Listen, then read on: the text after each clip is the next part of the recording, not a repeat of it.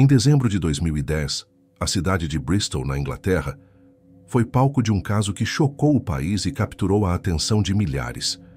Joanna Yates, uma jovem de 25 anos, cheia de vida, com uma carreira promissora como arquiteta paisagista e um futuro brilhante ao lado de seu namorado Greg Reardon, desapareceu misteriosamente após uma noite comum. O que começou como um fim de semana de preparativos para o Natal transformou-se em uma busca desesperada por respostas. Seu apartamento, um espaço que deveria ser seguro, guardava pistas enigmáticas: um celular deixado para trás, uma garrafa de cidra pela metade, uma pizza desaparecida. Enquanto a neve cobria as ruas de Bristol, a verdade sobre o que aconteceu com Joanna permanecia oculta, envolta em um mistério que mobilizou a polícia, a mídia e a comunidade. Cada detalhe descoberto parecia levantar mais perguntas do que respostas, e a investigação mergulhou em um emaranhado de suspeitas, testemunhas e evidências que apontavam para um crime brutal. O que aconteceu com Joanna Yates naquela noite fatídica? Quem poderia ter transformado um momento de celebração em uma tragédia?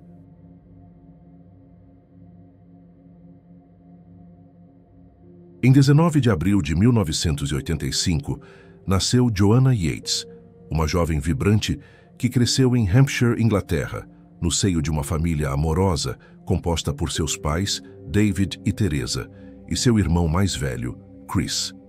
Criada com carinho e recursos, Joanna teve acesso a uma educação de qualidade na prestigiada Embley School, uma escola privada seletiva. Sua paixão por transformar espaços a levou a estudar arquitetura paisagista na Universidade de Essex, onde se formou, complementando sua formação com um diploma de pós-graduação na Universidade de Gloucestershire. Em 2010, aos 25 anos, Joanna vivia o auge de sua carreira, trabalhando na Highland Edgar Driver, uma empresa de Bristol especializada em design urbano e paisagismo. Conhecida por sua energia contagiante, ela era descrita por amigos e colegas como uma pessoa positiva, confiante, aventureira e extremamente querida, sempre enxergando o lado bom da vida. No final de 2008, Joanna conheceu Greg Reardon, um arquiteto de 27 anos, enquanto trabalhavam na mesma empresa. A conexão entre eles foi imediata, marcada por interesses compartilhados e uma química natural. Após 2 anos de namoro, decidiram dar um passo maior em 2009, mudando-se juntos para Bristol quando a empresa onde trabalhavam foi realocada. O casal sonhava com um futuro promissor, com Greg vendo Joanna como sua futura esposa, embora ambos priorizassem a estabilidade profissional antes de planos de casamento ou filhos. Em outubro de 2010, escolheram um novo lar, um apartamento térreo no número 44 da Canning Road, localizado no sofisticado bairro de Clifton, em Bristol. A mudança para esse apartamento representava um marco de independência e felicidade para o casal, que planejava aproveitar o primeiro Natal juntos naquele espaço, decorando-o com entusiasmo para as festas. O apartamento na Canning Road fazia parte de uma casa antiga dividida em flats com entrada direta pela rua, o que dava a Joanna e Greg uma sensação de privacidade. No andar superior, residia Christopher Jeffries, o proprietário do imóvel, um ex-professor de inglês aposentado, conhecido por sua personalidade excêntrica, mas respeitado na comunidade por sua participação em programas locais, como a vigilância de bairro. No mesmo andar térreo, ao lado do apartamento de Joanna e Greg, viviam Vincent Tabak, um engenheiro holandês de 32 anos, e sua namorada, Tanja Morson, que haviam se mudado recentemente. A proximidade dos vizinhos parecia inofensiva, e o bairro de Clifton, com sua atmosfera tranquila e arborizada, reforçava a sensação de segurança para Joanna e Greg.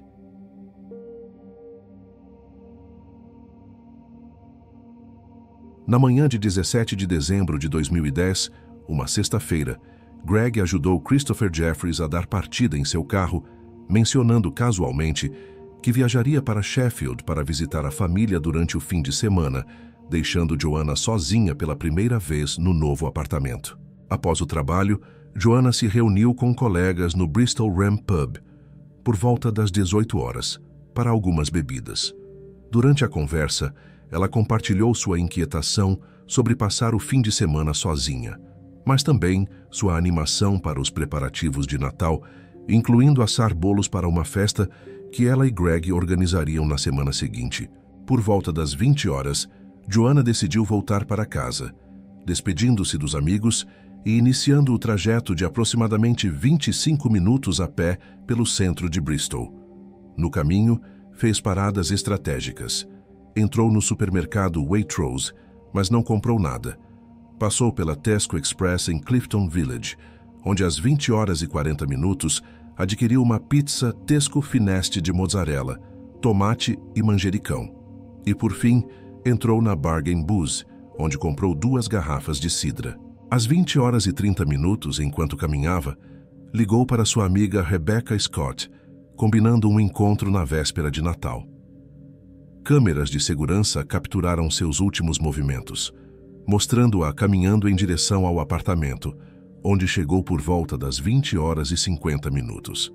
Ao chegar em casa, Joanna ligou o forno, possivelmente para aquecer a pizza, e trocou mensagens com colegas, confirmando que passaria a noite sozinha, já que Greg estava fora. Ela abriu uma das garrafas de cidra, tomando alguns goles, como seria constatado mais tarde. Enquanto isso, Greg, em Sheffield, tentou contato com ela durante o fim de semana, enviando mensagens e fazendo ligações para o celular e o telefone fixo, mas não obteve resposta.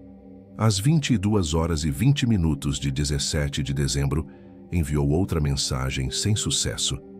Como Joanna não era muito apegada ao celular, Greg não se alarmou de imediato, atribuindo o silêncio à distração dela. No domingo, 19 de dezembro, Greg voltou a Bristol por volta das 20 horas e encontrou o apartamento vazio, o que o deixou imediatamente preocupado. Sinais estranhos chamaram sua atenção. O gato do casal, Bernard, estava visivelmente faminto, sem comida ou água. O lixo não havia sido retirado desde sua partida. Uma garrafa de cidra aberta estava na bancada da cozinha, parcialmente consumida. E o recibo da pizza comprada na Tesco estava no apartamento. Mas a pizza e sua embalagem haviam desaparecido. Mais alarmante ainda, os pertences pessoais de Joanna, carteira, chaves, óculos, celular e casaco de inverno, estavam todos lá. Ao ligar para o celular dela, Greg ouviu o toque vindo do bolso do casaco, intensificando sua apreensão. Ele esperou até às 21 horas, horário em que costumavam assistir juntos ao programa The Apprentice, mas, sem sinal de Joanna, contatou amigos e familiares. Ninguém tinha notícias dela. Às 0h45 de 20 de dezembro, desesperado, Greg acionou a polícia para reportar o desaparecimento. A polícia chegou ao apartamento na madrugada de 20 de dezembro e iniciou uma busca minuciosa. Não havia sinais de arrombamento ou luta, sugerindo que Joanna poderia ter conhecido o agressor ou aberto a porta voluntariamente. O recibo da Tesco confirmava que ela havia chegado em casa, mas a ausência da pizza e da embalagem era intrigante, levantando a hipótese de que algo ou alguém a levou. Os investigadores interrogaram Greg, que, como namorado, foi inicialmente considerado uma pessoa de interesse. No entanto, ele forneceu um álibi sólido. Estava em Sheffield, fato comprovado por familiares e imagens de câmeras de segurança, o que o excluiu rapidamente como suspeito. A polícia então voltou-se para os vizinhos. Christopher Jefferies, o proprietário, informou que chegou em casa por volta das 21 horas, após ir à academia, e não viu ou ouviu nada suspeito naquela noite. Vincent Tabak e Tanja Morrison, os vizinhos do mesmo andar, disseram não conhecer Joanna, já que haviam se mudado recentemente. Vincent afirmou que ficou em casa até as 2 horas, quando foi buscar Tanja em uma festa de trabalho, e ambos foram considerados inicialmente irrelevantes para o caso.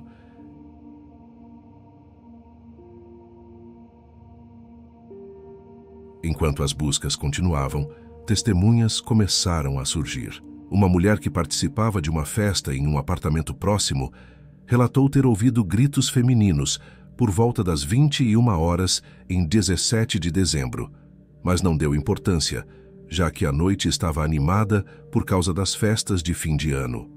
Outro vizinho, de um prédio atrás do apartamento de Joanna, ouviu um grito de socorro na mesma noite, mas não conseguiu precisar o horário ou a origem exata. A polícia coletou mais de 100 horas de imagens de câmeras de segurança ao longo do trajeto de Joanna, incluindo a ponte suspensa de Clifton, um ponto estratégico na rota entre o pub e sua casa. Infelizmente, a baixa qualidade das imagens dificultava a identificação de pessoas ou veículos, frustrando os esforços iniciais de encontrar pistas concretas. O caso ganhou proporções nacionais e a família de Joanna agiu rapidamente para mobilizar o público. Em 21 de dezembro, Greg, ao lado de David e Teresa, fez um apelo emocionado em uma coletiva de imprensa, implorando por qualquer informação sobre o paradeiro de Joanna. No dia seguinte, 22 de dezembro, Greg voltou à mídia, expressando sua angústia. Quero desesperadamente que ela volte. Pensei que estaríamos juntos para sempre. Este Natal seria nosso primeiro juntos. Em 23 de dezembro, David reforçou a convicção da família em uma entrevista para a Sky News e a BBC News. Acho que ela foi sequestrada depois de chegar em casa. Não teria saído sozinha, deixando tudo para trás. Amigos de Joanna criaram um site dedicado e intensificaram a divulgação nas redes sociais, usando plataformas como Facebook e YouTube para alcançar o maior número de pessoas possível, na esperança de gerar pistas. Para incentivar informações, a Crime Stoppers ofereceu uma recompensa de 10 mil libras por qualquer dado que levasse à captura do responsável. O jornal The Sun contribuiu com mais 50 mil libras, elevando a recompensa total para 60 mil libras. A polícia intensificou os esforços, examinando 293 toneladas de lixo coletadas na área ao redor do apartamento de Joanna, na tentativa de encontrar a pizza desaparecida ou outros vestígios, mas nada relevante foi descoberto. Dadas as circunstâncias, as autoridades emitiram alertas à comunidade de Clifton, aconselhando mulheres a não andarem sozinhas à noite e reforçando a segurança local com patrulhas adicionais, enquanto o mistério sobre o que aconteceu com Joanna Yates permanecia sem solução, deixando a cidade em suspense. Na manhã de 25 de dezembro de 2010, um casal caminhava com seus cães por Longwood Lane, uma estrada rural a cerca de 4,8 quilômetros do apartamento de Joanna Yates, em Bristol. Enquanto passavam por uma área próxima a um campo de golfe e uma pedreira, notaram algo incomum sob a neve acumulada, misturada com galhos e folhas. Ao se aproximarem, descobriram, com choque, que se tratava de um corpo humano. A polícia foi acionada imediatamente e confirmou que era Joanna Yates, a jovem desaparecida há 8 dias. O corpo estava em posição fetal, coberto parcialmente pela neve, vestindo as mesmas roupas que Joanna usava em 17 de dezembro, uma calça jeans, uma camiseta e uma meia cinza de esqui, exceto pelo casaco de inverno, que havia sido deixado em seu apartamento. Curiosamente, a outra meia cinza de esqui estava faltando, um detalhe que intrigou os investigadores. Perto do corpo, manchas de sangue foram encontradas em um muro de concreto baixo, sugerindo que o agressor tentou, sem sucesso, jogá-la por cima do muro, talvez para escondê-la melhor, antes de abandonar o corpo onde foi encontrado. No dia seguinte, 26 de dezembro, um exame post-mortem foi realizado para esclarecer as circunstâncias da morte de Joanna. O laudo revelou que ela morreu por estrangulamento, um processo que deve ter sido lento e doloroso. O corpo apresentava 43 ferimentos, incluindo cortes, arranhões, hematomas e um nariz fraturado, distribuídos pela cabeça, pescoço, tronco e braços, indicando que Joanna lutou intensamente contra seu agressor antes de sucumbir. A camiseta dela estava levantada, deixando um seio exposto. Mas inicialmente os investigadores não interpretaram isso como um indicativo de motivação sexual. Não havia evidências claras de abuso sexual explícito, o que afastou essa linha de investigação imediata. Curiosamente, o exame confirmou que não havia vestígios da pizza, que Joanna comprou na Tesco Express em seu estômago, reforçando o mistério sobre o que aconteceu com o alimento. Apesar da exposição à neve, o frio intenso preservou o corpo, evitando decomposição avançada. Mas o DNA coletado estava degradado, dificultando análises iniciais. A investigação, batizada de Operação Braid, foi conduzida pelo inspetor-chefe Phil Jones e mobilizou uma força-tarefa impressionante, com 80 policiais, incluindo 30 detetives, tornando-se uma das maiores operações da história da polícia de Avon e Somerset. Com a descoberta do corpo, a busca por pistas se intensificou.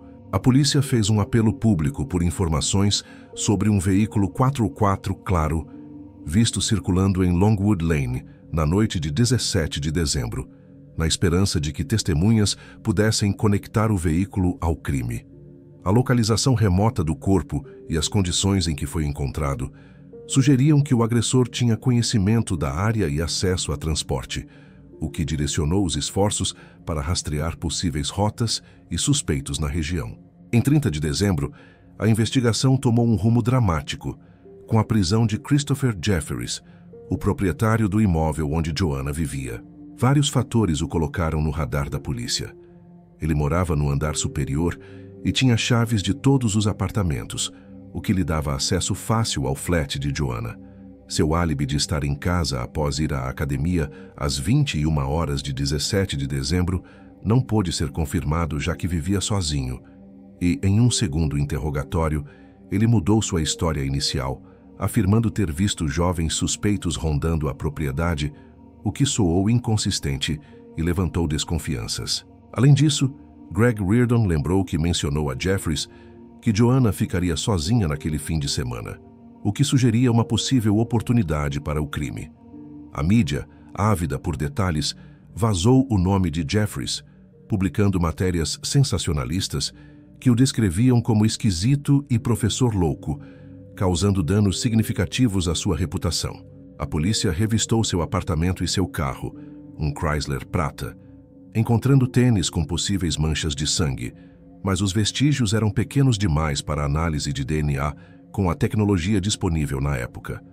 Após 48 horas de interrogatórios, sem evidências concretas, Jefferies foi liberado sob fiança em 1 de janeiro de 2011 e, em 4 de março, foi oficialmente descartado como suspeito, deixando a investigação novamente sem rumo claro. Paralelamente, a polícia explorou possíveis conexões com casos não resolvidos na região, para entender se o crime de Joanna poderia estar ligado a um padrão maior. Entre eles, investigaram o assassinato de Glenys Kitson, estrangulada em 1974 no zoológico de Clifton, o desaparecimento de Melanie Hall, em 1996, cujo corpo foi encontrado em 2009, e o caso de Claudia Lawrence, desaparecida em 2009. O caso de Melanie Hall chamou atenção por semelhanças. Ela tinha idade e aparência próximas às de Joanna e também sumiu após uma saída com amigos. Mas após análise, a polícia concluiu que as conexões eram mera coincidência. Criminosos sexuais registrados em Bristol também foram investigados, mas nenhum apresentou ligações diretas com o caso, frustrando mais uma linha de investigação. Um novo suspeito surgiu em 31 de dezembro de 2010, quando Vincent Tabak, o vizinho de Joanna no mesmo andar térreo, fez uma ligação inesperada para a polícia de Amsterdã, onde passava o ano novo com a família. Ele afirmou ter visto o carro de Christopher Jefferies estacionado em posições diferentes, na noite de 17 de dezembro, sugerindo que Jefferies havia saído de casa, contradizendo seu álibi. Intrigados, 2 policiais viajaram para Amsterdã para interrogá-lo. Durante a conversa, Vincent parecia visivelmente nervoso, alternando entre respostas vagas e outras detalhadas demais, como se ensaiadas. Ele mudou sua história inicial, que dizia ter ficado em casa até buscar Tanja às 2 horas, afirmando agora que saiu 2 vezes naquela noite. Uma para tirar fotos e outra para ir ao supermercado Asda. Sem ser questionado, mencionou que entrou no corredor do apartamento de Joanna com Jefferies quando ela não estava. Um comentário que soou estranho e desnecessário. Além disso, demonstrou um interesse incomum por detalhes forenses do caso, perguntando sobre avanços na investigação. A polícia, desconfiada, pediu amostras de DNA e impressões digitais, e Vincent, embora hesitante, acabou cedendo. O foco em Vincent se intensificou com um avanço crucial na análise forense. A empresa DNA Sense, especializada em purificação de amostras degradadas, examinou o material coletado do corpo de Joanna, encontrado em áreas como o seio, os joelhos e a calça jeans. O DNA de Vincent mostrou compatibilidade parcial com essas amostras, com uma probabilidade de 1 em 1 bilhão de não ser dele, apesar da qualidade prejudicada pela exposição à neve. Essa descoberta mudou o curso da investigação.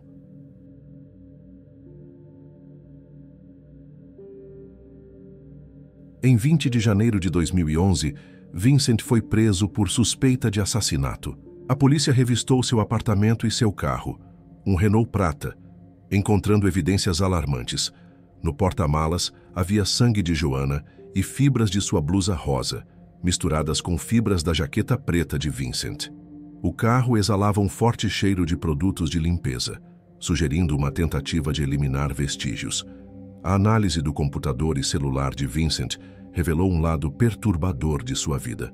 Ele pesquisava pornografia violenta, com foco em estrangulamento e cenas de mulheres presas em porta-malas, além de ter contatado acompanhantes em viagens de negócios no Reino Unido e nos EUAs.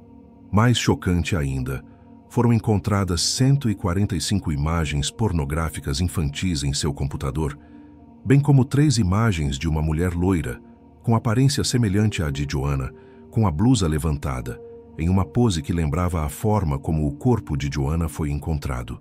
Após o crime, Vincent fez pesquisas sobre a decomposição de corpos, o cronograma de coleta de lixo em Bristol, a diferença entre homicídio culposo e doloso, a definição de agressão sexual e atualizações do caso na página da polícia de Avon e Somerset, muitas vezes intercalando essas buscas com pornografia. Ele também admitiu ter comido pizza na noite de 17 de dezembro, levantando a suspeita de que levou a pizza de Joanna para eliminar evidências, como sangue ou impressões digitais. O comportamento de Vincent após o crime era igualmente perturbador. Ele agia com aparente normalidade, sem sinais de remorso, chegando a fazer piadas sobre o caso durante um jantar com amigos, referindo-se ao assassino como louco e desapegado. No entanto, em 8 de fevereiro de 2011, enquanto estava em prisão preventiva, Vincent quebrou o silêncio ao confessar o assassinato a um capelão da prisão, acreditando que a conversa era confidencial. Ele disse: "Tenho algo para contar que vai chocá-lo", expressando remorso pela primeira vez. Essa confissão, embora não pudesse ser usada diretamente no tribunal devido ao sigilo religioso, reforçou as suspeitas contra ele, consolidando Vincent Tabak como o principal suspeito no caso que abalou Bristol. Após a prisão de Vincent Tabak, em 20 de janeiro de 2011, a polícia o manteve detido por 96 horas, período em que ele foi intensamente interrogado. Inicialmente, Vincent negou qualquer envolvimento no desaparecimento e morte de Joanna Yates, chegando a alegar que as evidências de DNA encontradas no corpo dela eram resultado de uma conspiração de policiais corruptos que teriam fabricado provas contra ele. Essa narrativa, no entanto, não resistiu ao peso das evidências coletadas, que incluíam traços de sangue de Joanna em seu carro e a compatibilidade parcial de seu DNA com amostras do corpo da vítima. Em 24 de janeiro de 2011, após análise detalhada das provas, a polícia formalizou a acusação contra Vincent por assassinato em primeiro grau, marcando um ponto de virada na investigação que mantinha Bristol em suspense desde o desaparecimento de Joanna. Alguns meses depois, em 5 de maio de 2011, Vincent mudou sua estratégia de defesa em uma audiência preliminar. Ele se declarou culpado por homicídio culposo, admitindo ter causado a morte de Joanna, mas negou veementemente que tivesse intenção de matá-la. Segundo ele, a morte foi um acidente, resultado de um mal-entendido em um encontro casual, uma versão que contrastava drasticamente com as evidências forenses e o comportamento suspeito que ele exibiu após o crime. Essa mudança de postura foi vista como uma tentativa de reduzir a gravidade da acusação, mas a promotoria já estava convicta de que o caso era muito mais sério do que Vincent queria fazer parecer. O julgamento de Vincent Tabak começou em 4 de outubro de 2011, no Tribunal da Coroa de Bristol, sob grande atenção pública e midiática. Aos 33 anos, Vincent manteve sua alegação de homicídio culposo, buscando convencer o júri de que não havia premeditação em suas ações. A defesa apresentou uma narrativa detalhada para sustentar sua versão. Vincent alegou que na noite de 17 de dezembro de 2010, Joanna o convidou para entrar em seu apartamento para tomar cidra, já que ambos estavam sozinhos. Durante a conversa, segundo ele, Joanna fez um comentário de cunho sedutor, que ele interpretou erroneamente como um convite para se aproximar. Quando tentou beijá-la, Joanna gritou e recuou, o que o levou a entrar em pânico. Ele afirmou que, para silenciá-la, colocou a mão sobre a boca dela e segurou seu pescoço por cerca de 20 segundos, causando sua morte acidentalmente. Em estado de choque, Vincent disse que colocou o corpo de Joanna em uma capa de bicicleta, carregou-o até o porta-malas de seu carro, um Renault prata, e dirigiu até Longwood Lane, onde o abandonou. Antes de descartar o corpo, ele passou no supermercado Asda para comprar cerveja e batatas fritas, tentando criar uma aparência de normalidade em suas ações naquela noite. A promotoria, liderada por procuradores experientes, rejeitou completamente a versão de Vincent, apresentando um caso robusto que pintava um cenário bem mais sombrio. Eles argumentaram que Vincent observava Joanna há algum tempo e sabia que ela estaria sozinha naquela noite, possivelmente por ter ouvido a conversa de Greg Reardon com Christopher Jeffries sobre sua viagem a Sheffield. A promotoria sugeriu que Vincent invadiu o apartamento de Joanna minutos após sua chegada, aproveitando sua estatura, cerca de 30 centímetros mais alto que ela, para dominá-la fisicamente, prendendo-a contra o chão. A luta foi prolongada e violenta, resultando nos 43 ferimentos encontrados no corpo de Joanna, incluindo cortes, hematomas e um nariz fraturado, que indicavam uma morte lenta e dolorosa, longe de ser um acidente. A promotoria destacou que o motivo do crime tinha uma conotação sexual, apontando para o DNA de Vincent encontrado na calça jeans, nas pernas e no seio de Joanna, além de seu histórico de pesquisas por pornografia violenta, que incluíam cenas de estrangulamento. Eles também argumentaram que Vincent levou a pizza comprada por Joanna para eliminar evidências, como possíveis traços de sangue ou impressões digitais. Para reforçar sua tese, a promotoria revelou que, às 21h25 do dia 17 de dezembro, Vincent enviou mensagens à sua namorada Tanja, dizendo estar entediado, uma tentativa clara de construir um álibi. Além disso, ele tentou desviar a atenção da polícia ao sugerir que Jeffries era suspeito, ligando para as autoridades de Amsterdã com informações contraditórias. A promotoria enfatizou as inconsistências nas histórias de Vincent, que mudaram várias vezes, e seu comportamento pós-crime, como as pesquisas sobre decomposição de corpos e detalhes do caso, que revelavam uma mente calculista e não alguém em pânico. Após semanas de depoimentos e análise de evidências, o júri se reuniu para deliberar. Durante 2 dias, eles revisaram as provas apresentadas, incluindo as forenses, os registros digitais de Vincent e os testemunhos que desmontavam sua versão dos fatos. Em 28 de outubro de 2011, por uma decisão de 10-2, o júri considerou Vincent Tabak culpado de assassinato em primeiro grau, rejeitando sua alegação de homicídio culposo. O juiz condenou Vincent à prisão perpétua, estipulando um período mínimo de 20 anos antes que ele pudesse ser considerado para liberdade condicional, o que significa que ele só seria elegível em 2031. A sentença trouxe um alívio parcial para a família de Joanna, embora nada pudesse apagar a dor da perda. Os desdobramentos do caso continuaram a ecoar nos anos seguintes. Em março de 2015, Vincent enfrentou uma nova acusação relacionada às 145 imagens pornográficas infantis encontradas em seu computador durante a investigação inicial. Ele se declarou culpado e recebeu uma pena adicional de 10 meses, a ser cumprida simultaneamente com sua sentença de prisão perpétua, reforçando a percepção de seu caráter perturbador. Christopher Jeffries, que sofreu com a exposição midiática injusta durante a investigação, tomou medidas para reparar os danos à sua reputação. Ele processou 8 jornais por difamação devido às matérias sensacionalistas que o rotularam de maneira cruel e infundada. Como resultado, Jeffries recebeu indenizações substanciais e pedidos públicos de desculpas, além de um reconhecimento formal da polícia de Avon e Somerset pelo sofrimento causado. Em 2014, sua experiência foi retratada no documentário The Lost Honor, que destacou o impacto devastador da mídia sensacionalista em sua vida. A família de Joanna, profundamente abalada, enfrentou o luto com coragem, mas sem comparecer ao veredicto do julgamento, preferindo se preservar emocionalmente. Por meio de um comunicado, David e Teresa Yates expressaram seu desejo de que Vincent passasse o resto da vida na prisão, enfrentando todos os males, privações e degradações possíveis, refletindo a profundidade de sua dor e indignação. Teresa, a mãe de Joanna, levou quase um ano para reunir forças e entrar no apartamento onde a filha viveu seus últimos momentos, descrevendo a experiência como profundamente dolorosa, sabendo que ali Joanna perdeu a vida.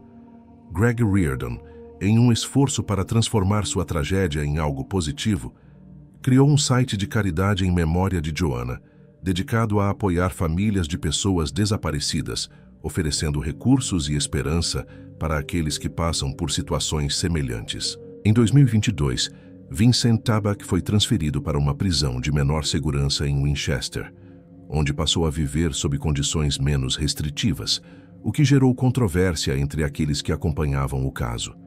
Ele tentou ser transferido para os Países Baixos, seu país de origem, onde as leis de liberdade condicional poderiam ser mais brandas, mas o pedido foi negado pelas autoridades britânicas, garantindo que ele permanecesse no sistema prisional do Reino Unido. O caso de Joanna Yates, embora resolvido com a condenação de Vincent, deixou cicatrizes profundas na família, nos amigos e na comunidade de Bristol, servindo como um lembrete sombrio da fragilidade da segurança e da complexidade de desvendar a verdade em meio ao luto e à incerteza.